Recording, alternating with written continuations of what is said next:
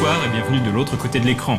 Comme promis, pour commencer cette nouvelle saison de 1d6, nous allons parler du troisième jeu prenant place dans l'univers de Warhammer 40 000. Après les Inquisiteurs de Dark Heresy et les Corsaires de l'espace de Rogue Trader, il est temps de faire place aux Space Marines de Deathwatch. Comme ses deux prédécesseurs, Deathwatch prend place dans un 41e millénaire sombre et désespéré. 10 000 ans plus tôt, l'Empereur Dieu a unifié l'humanité. Il créa les 20 primarques, des surhommes aux capacités hors du commun, et à partir du matériel génétique de chaque primarque, il engendra 20 légions de Space Marines, des super soldats voués à la protection de l'Imperium. Évidemment, tout ça finit par mal tourner lorsqu'Horus, le maître de guerre et plus puissant des primarques, se laissa corrompre par les sombres dieux du chaos et entraîna avec lui la moitié des légions de Space Marines qui devinrent les Marines du chaos. Ce fut l'hérésie d'Horus, au cours de laquelle les légions du maître de guerre déchu assiégèrent Terra, la planète mère de l'humanité.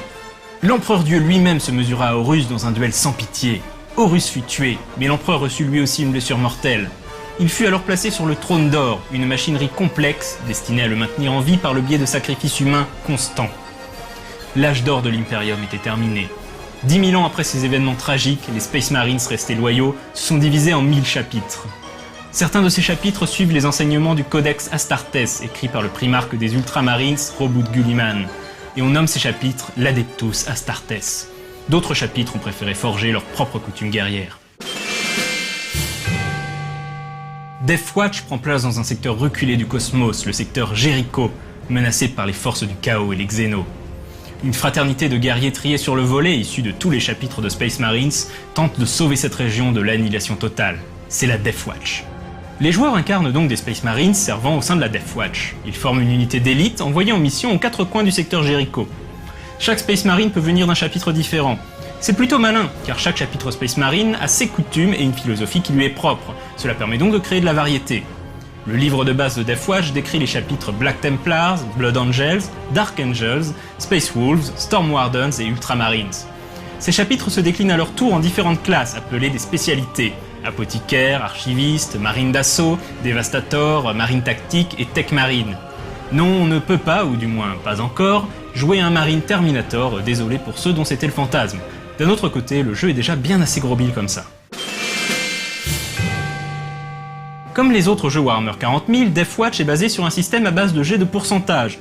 On lance donc toujours 2d10, un pour les dizaines, l'autre pour les unités, et il faut obtenir un succès inférieur ou égal au score de la compétence utilisée. On retrouve également le système de points de destin que le joueur peut dépenser pour relancer un dé ou obtenir un succès automatique. La principale nouveauté de Deathwatch, c'est la présence de règles pour jouer en solo ou en escouade. Le jeu en escouade permettra d'avoir accès à des manœuvres et des formations supplémentaires, mais demandera de savoir gérer la cohésion entre les différents Marines composant l'escouade. On notera que si Dark Heresy était un jeu d'enquête et Rogue Trader plutôt un space opéra, Deathwatch est un jeu d'action bourrin. La Deathwatch est là pour charcler du Xéno par paquet de sang, donc pour une fois, on a un jeu qui n'a pas peur de faire de l'œil au gros bill. Les règles de cohésion, les différences entre chapitres et les rituels des Space Marines, comme le fait de prêter serment avant de partir au combat, permettent heureusement de garder une bonne dose de roleplay. Avec les capacités surhumaines des Space Marines, on était en droit de se méfier de Deathwatch, mais les auteurs ont su trouver la bonne approche pour faire un jeu à la fois brutal, comme l'attendent les fans, et en même temps riche en possibilités d'interaction entre les joueurs. Toutes les descriptions de l'organisation interne des Space Marines, leurs rites, leurs coutumes, l'horrible processus qui les transforme en surhommes et qui fait passer Captain America pour une chochotte, bref, tout ça permet de créer de la profondeur dans ce qui aurait sinon été une ode au bourrinisme. Bref, c'est une direction intéressante et on attend de voir comment la gamme va évoluer. Quant à moi, je vous dis à dans 2 semaines, et d'ici là, jouez bien!